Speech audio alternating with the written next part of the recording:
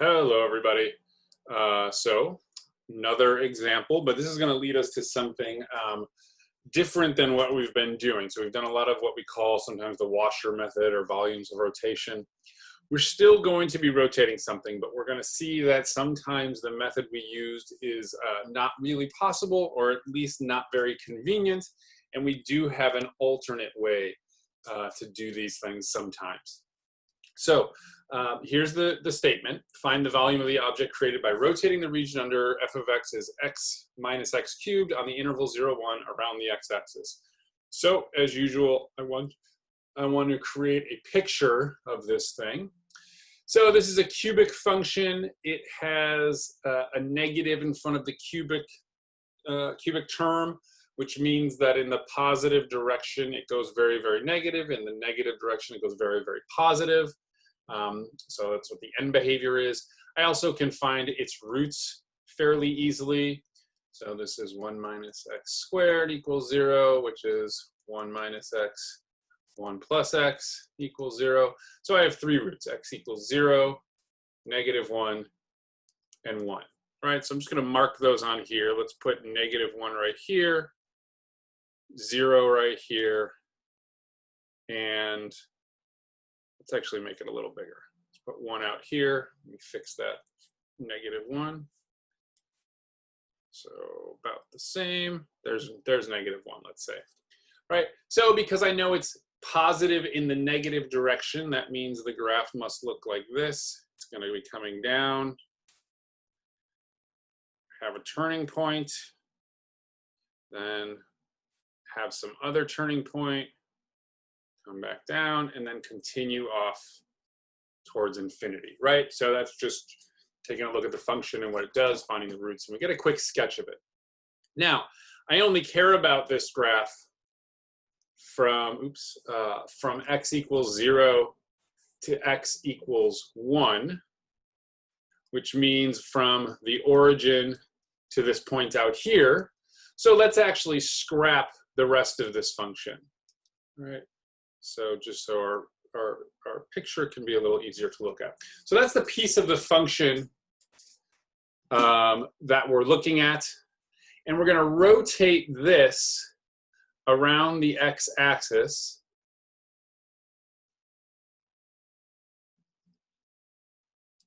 Right, so we'll see some kind of shape like that. And so this is kind of a donut where the hole gets narrower as we go down towards the bottom. So at the bottom, it's flat, something like that. All right, so if we tried to do what we did before, right? If we tried some kind of, in one of the previous videos, we had these where we're rotating around the x-axis. We created horizontal slices that we saw had shapes. Oops, it should be like this. Shapes like a washer. I'm just drawing the back half of it right now because I find it easier to look at. So that's kind of the back half of this shape. If we slice the washer, it would be a full disc if we went all the way around. And then we did something like this. We started at the x-axis and we said, oh, this thing's is going to make a circle with a small radius here and then a large radius going all the way out to this point here. The problem is those two radii, the one that goes from the y-axis to the first point on this function and one that goes out to the far point, are both on the same function. Okay. Now, we could figure this out. We would have to solve this function, right? It's written as y equals x minus x cubed. We would have to do some fancy algebra. I guess can't guarantee it would be, well, anyways, it would be a nightmare to compute. And you'd end up with different branches of the function and all these very complicated ideas. It'd be very difficult to be able to describe these distances in terms of y. So that's not what we're going to do. Okay, what we're going to do is develop a different method for doing this, and then we'll come back to this problem. So let's generalize this problem a little bit. All right, so let's just think about the problem of, we'll see this a little later. Just move this down a bit. All right, let's generalize this problem a little bit. So I'm going to start with, let's draw some axes again.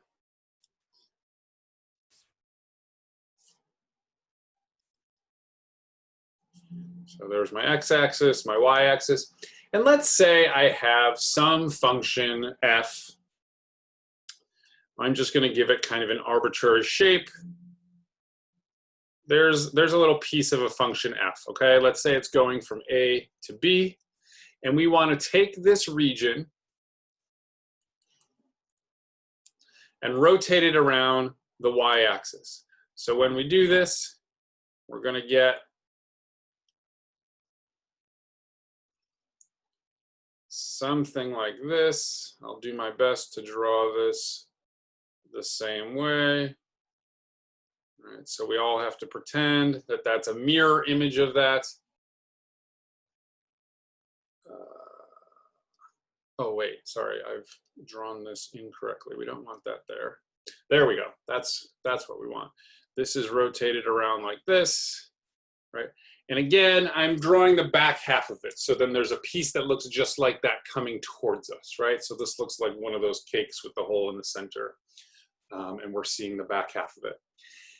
And so we're going to think about the idea of chopping this up into pieces to approximate the volume a little bit differently. It's similar to the washers we used, but now what we're going to do, we're going to divide this interval up again, and we're going to take, I'm going to create sort of like our approximating rectangles from when we did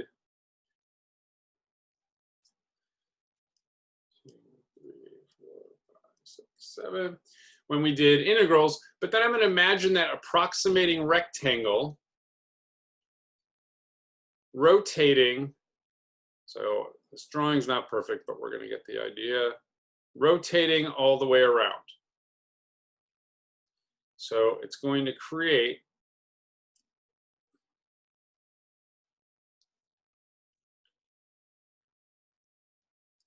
that kind of a shape, right? Again, we're just looking at the back half. These pictures get really ugly if I try to draw the whole thing. So what you can imagine is for our shape, right, we have like a series of concentric shells, right? You can stack shells and tie to each other and make, for instance, this would make some kind of shape that's getting smaller in the middle, right? Something like that.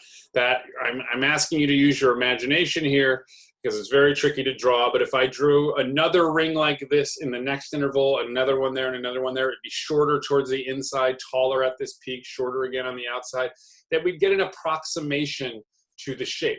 And that approximation, if you slice this, would look just like our approximating rectangles from when we first started talking about integrals. Okay, so let's think about this, this approximating cylindrical shell. If I pull one of these shells out, so I'm taking that thing that I just drew, its actual shape now, if I draw the front and the back half, is it's some kind of cylinder, hollow in the middle. Okay. Could we figure out, well, let's imagine one more thing first. I want to make this a very easy shape to take the volume of. So what I'm going to imagine doing is slicing this thing and unrolling it, right? So if you imagine peeling back this piece right here, I could unroll this and end up with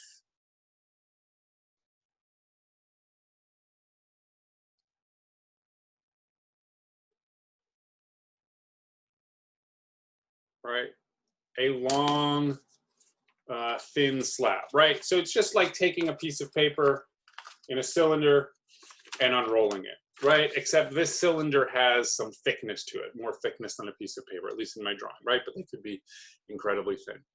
Now let's think about this cylinder that's now unrolled as a slab. Let's think about its measurements, right? So first of all, this thickness right here, the thickness of the slab, that was the thickness of this cylindrical shell, which came from the thickness of our interval. which is something we always call delta x. Let's think about the height. The height of this thing, so in this drawing, this thickness of the slab is delta x. The height of this thing, well, that's the height right here. That's just the distance from the x-axis until we hit the function, right? Now that's a little bit vague because there's multiple places, heights in there, but just like with the approximating rectangles, we can choose some point in our interval to define the height, and it's the height of the function at that point. So this height is just f of x, right? And then finally, this distance here, this length, right? Well, if you think about where that came from unrolling this cylinder. If we rolled this back up, that would be the circumference of the cylinder, right? If I have my piece of paper rolled up, this circumference, when I unroll it, becomes the length of this long edge, right? Well, how do we figure out the circumference? It's 2 pi times the radius of the circle. But the radius, let's go back to our original drawing, is just the distance from the center at the y-axis out to here, whatever x value we've chosen for the height. So that radius is just x. So the circumference, which is now the length of this slab, is 2 pi times x. All right, we're almost there. So if we want the volume of this shape, we can approximate it by finding the volume of these slabs. So for instance, the volume of this slab now is just the length times the width times the height. So that's going to be 2 pi x, f of x, delta x. Right? But then we just do that for each of these intervals, right? In my drawing, I've got 6 or 7 of them. Of course, we can chop it up into more. So we can approximate this by adding up over all of these rectangles, right? Each of these rectangles that define, or each of these cylindrical shells, pardon me. And then, of course, to make that approximation precise, we imagine, let's go from 1 to n, 2 pi. I should be indexing these x's. It's not a big deal. I think we've seen this enough times. We should be taking the limits, because if we make these slabs smaller and smaller and smaller, the approximation gets better and better and better, which tells us that this now transforms into our integral from a to b of 2 pi x f of x dx. Okay, so this is a formula, but it's important to understand where it came from, because as we'll see, not in this example, but another example, sometimes we have to be able to manipulate this a little bit and understand what these things represent, right? It's not going to be good enough just to memorize this formula. You have to take some time to understand this process. Let's do one more thing before we finish that example. Let's look at a prettier picture of what I did. So here's a nice, whoops, a graph that's going to have some of this. Let's make it maybe a little bit bigger. Why won't it let me? There we go. Whoops. All right, I'm going to leave well enough alone. So here's a little function. And here's one of our representative slabs. If we rotate that function around the y-axis, what happens to that slab is it creates a circle, a cylinder. We can look down this a little bit, right? So here's another image of that, right? That's the shape I was drawing the back half of, right? The other thing to imagine is having another one next to this, inside this one a little bit taller, one to that a little bit taller, one next to that a little bit taller, until we get one that's close to the height at this peak, then stacking some inside of those that are getting smaller, a few smaller ones to the outside to approximate the shape of this thing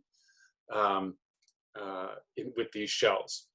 Now, we're going to add a few measurements here. Notice dx is the width, or delta x is the width of this cylinder.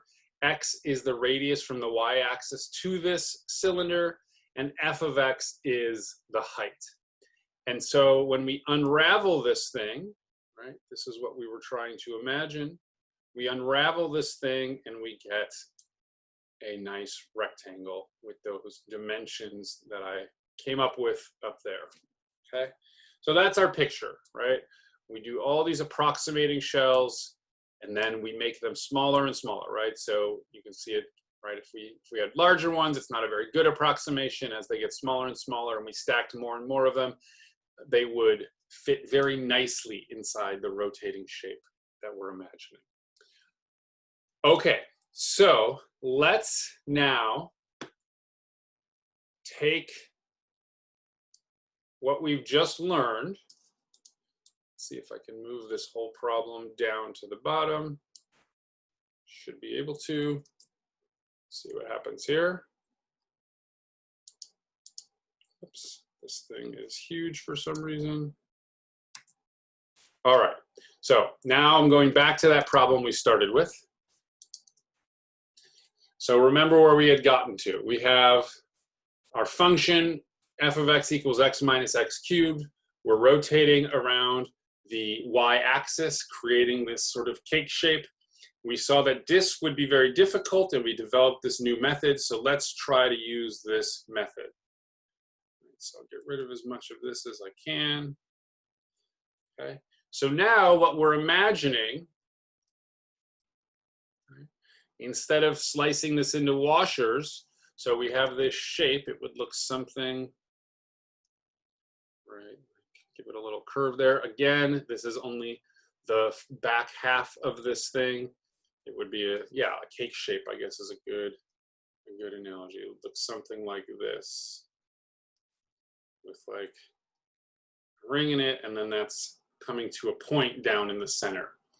Okay, something like that. It's pretty tricky to draw on here. All right, so let's try to use what we just came up with. We had this notion that the volume from A to B is going to be 2 pi x f of x dx, right? That was the thing we just came up with, right? Because in our picture, we're just doing the same thing I did up there. I'm taking an approximating cylindrical shell. Whoops. Should come to about the same height over there. That was a pretty poor drawing, but I think we get the idea. And then that cylindrical shell will have a volume that looks like this. And we want to do this for each x value as we go along this interval from 0 to 1. And so how will that work out here? The volume will be 0 to 1, 2 pi x times f of x, which is x minus x cubed dx. Okay, that is our integral, right? And it's just the notion that we can approximate this shape with a bunch of cylindrical shells, and we're adding up those volumes and then taking the number of shells to be greater and greater. They get smaller and smaller. The approximation gets better and better, and in the limit, it is what we think of volume, and in the limit, it becomes an integral. Okay, so let's finally finish this. We're going to let's pull a 2 pi out front and distribute that x. So we have x squared minus x to the 4th dx. We got 2 pi times 1/3 x cubed minus 1/5 x to the 5th, evaluated from 0 to 1. This is pretty straightforward. It disappears at 0. So I end up with x cubed, when we put in 1 is just 1, x to the 5th is just 1. I have 1/3 minus 1/5. And then it's 0 when we put in 0. And that's 5/15 minus 3/15 gives me 2/15. And so we end up with a volume of 4/15 pi. Okay, That is it for this one. I will see you next time. Thanks, everybody.